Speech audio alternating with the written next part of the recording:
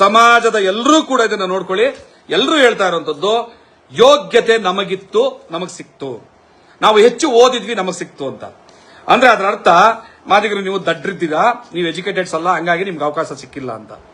ಕೆಲಸ ಕಾರ್ಯಗಳು, ಹಕ್ಕು ಅಧಿಕಾರಗಳು, ರಾಜಕಾರಣ ಮತ್ತೆ ಆಸ್ತಿ ಹಕ್ಕು ಕೇವಲ ಜ್ಞಾನ ಇತ್ತು, ವಿದ್ಯೆ ಇತ್ತು ಅನ್ನೋ ಕಾರಣಕ್ಕೆ ಮಾತ್ರ ಹಂಚಿಕೆ ಆಗಿಲ್ಲ.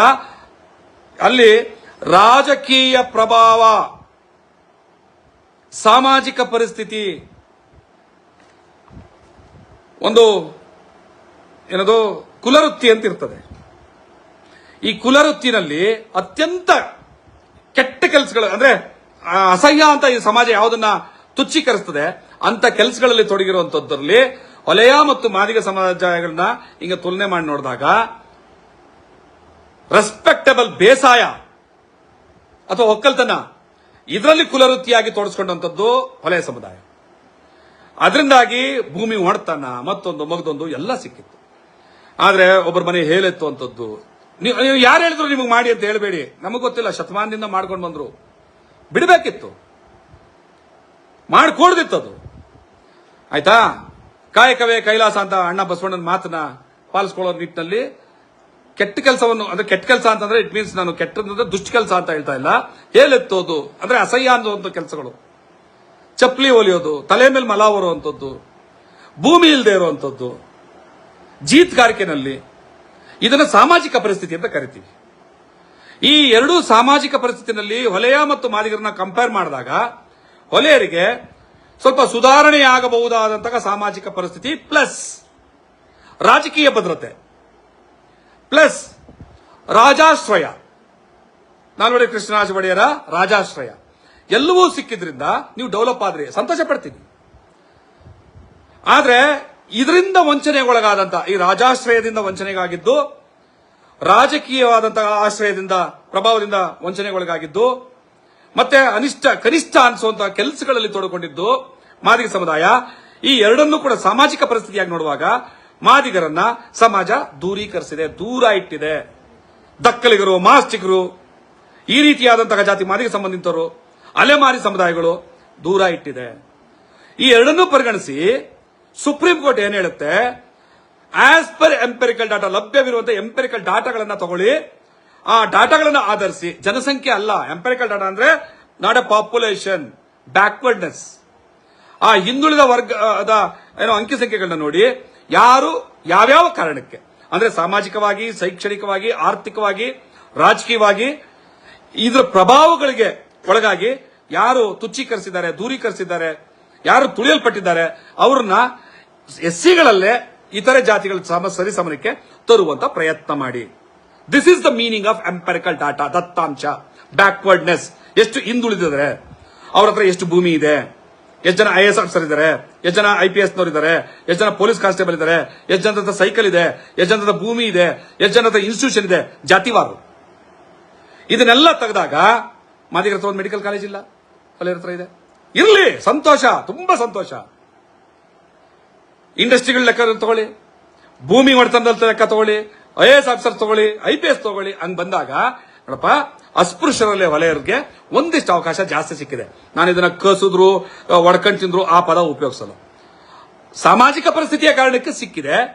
ಸೊ ಸಾಮಾಜಿಕ ಪರಿಸ್ಥಿತಿಯ ಕಾರಣಕ್ಕೆ ಹಿಂದುಳಿದಂತ ಮಾದಿಗರನ್ನ ಸರಿ ಸಣ್ಣಾಗಿ ತರೋದಕ್ಕೆ as per empirical data internal reservation ಅನ್ನ ಇಂಪ್ಲಿಮೆಂಟ್ ಮಾಡಿ ಅಂತ ರಾಜ್ಯ ಸರ್ಕಾರ ಕೇಳಿತ್ತು. ಇದೊಂದು ಅರ್ಥ ಆಗ್ಬಿಟ್ರೆ ಯಾವನು ಕೂಡ ಮಾದಿಗರ ವಿರುದ್ಧ, ಅವರ ಹೋರಾಟದ ವಿರುದ್ಧ, ನಿಮಗ್ ತಲೆ ಇರ್ಲಿಲ್ವೇನ್ರಿ, ನೀವ್ ವಿದ್ಯಾವಂತರಲ್ವೇನ್ರಿ? ವಿದ್ಯಾವಂತರೆ. ಕಾಂಶಿರಾಮ್ಗಿನ ಜ್ಞಾನವಂತರ, ಪ್ರೊಫೆಸರ್ ಬಿ ಕೃಷ್ಣಪ್ಪನವ್ರಿಗಿನ್ನ ಬದ್ಧತೆನಾ, ಅವ್ರಿಗಿನ್ನ ಜ್ಞಾನವಂತರ? ಮಾದಿಗ ಸಮುದಾಯದಲ್ಲಿ ದುರಾಂಕಾರ ಅನ್ಕೊಳ್ಳಿ, ಯಾವ ವಿಚಾರದಲ್ಲಿ ಚರ್ಚೆ ಮಾಡ್ಬೇಕು ಹೇಳಿ, ರೆಡಿ ಇದ್ದೀನಿ. ನಾನು ದಡ್ಡ ಅಲ್ಲ. ಬಾಬಾ ಸಾಹೇಬ್ರ ಕರುಣೆಯಿಂದ ಅಪಾರ ಜ್ಞಾನವನ್ನು ಸಂಪಾದನೆ ಮಾಡಿದ್ದೆ, ನಾನು ದಡ್ಡನ? ಆದ್ರೆ ನನ್ನ ಕುಲವೃತ್ತಿಯ ಸಾಮಾಜಿಕ ಕಾರಣಗಳಿಂದ ಅವಕಾಶ ವಂಚಿತರಾದಂತಹ ಮಾದಿಗ ಸಮುದಾಯದವ್ರು ನಾನು. ಚಪ್ಪಲಿ ಹೊಲಿಯೋದು, ಹೇಲೆತ್ತೋದು, ಚೀತಾ ಮಾಡೋದು, ಭೂಮಿ ಇಲ್ಲದೆ ಇರುವಂತದ್ದು.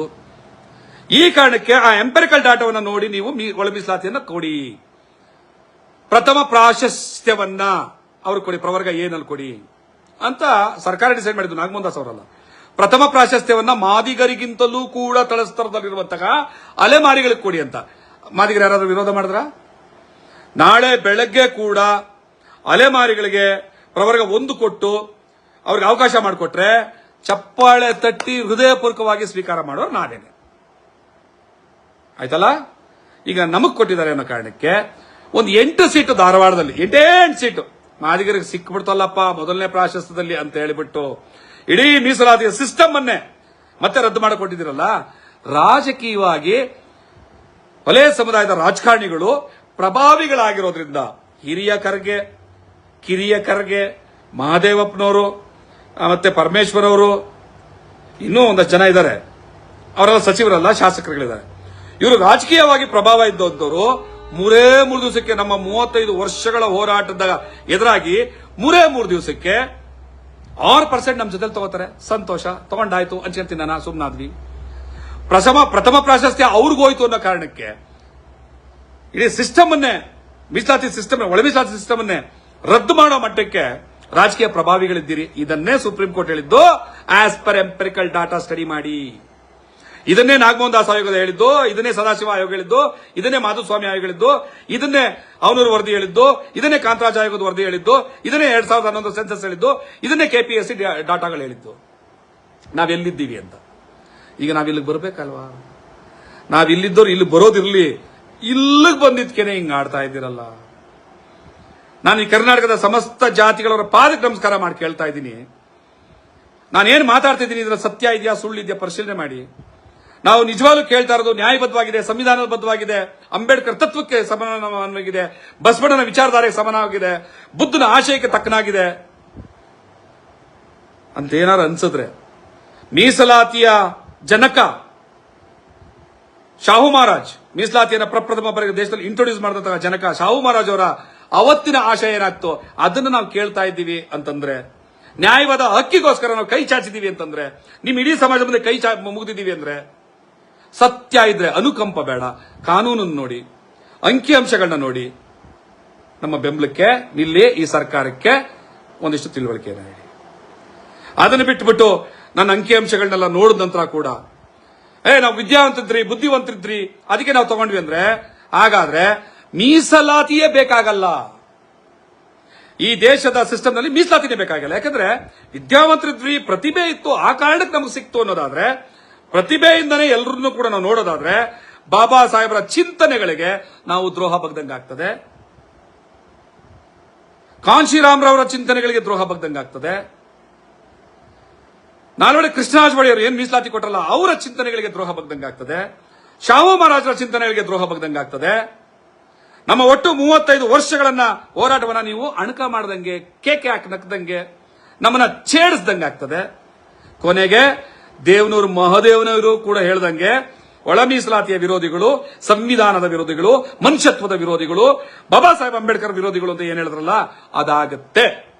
ಇಷ್ಟೇ ನಾನು ಮಾತಾಡಕ್ಕಾಗತ್ತೆ. ಕೊನೆಯದಾಗಿ ಕರ್ನಾಟಕದ ಸಮಸ್ತ ಎಲ್ಲ ಜಾತಿ ಮುಖಂಡರುಗಳಿಗೂ, ಎಲ್ಲ ಸಂಘ ಸಂಸ್ಥೆಗಳಿಗೂ ಕೈ ಮುಗಿದು ನಿಮ್ಮ ಪಾದ ಪ್ರಾರ್ಥನೆ ಮಾಡ್ತೀನಿ, ನ್ಯಾಯದ ಪರವಾಗಿ ನಮ್ಮ ಜೊತೆ ನಿಲ್ಲಿ. ಇದಕ್ಕಿಂತ ಹೆಚ್ಚಾಗಿ ನಾನು ಏನು ಕೇಳ್ಕೊಳ್ಳಲ್ಲ. ಎಲ್ಲರ ಪಾದಕ್ಕೆ ನಮಸ್ಕಾರ. ತಮ್ಮೆಲ್ಲರೂ ಶುಭವಾಗಲಿ. ನಮಸ್ಕಾರ. ಜೈ ಭೀಮ್, ಜೈ ಮಾದಿಗ.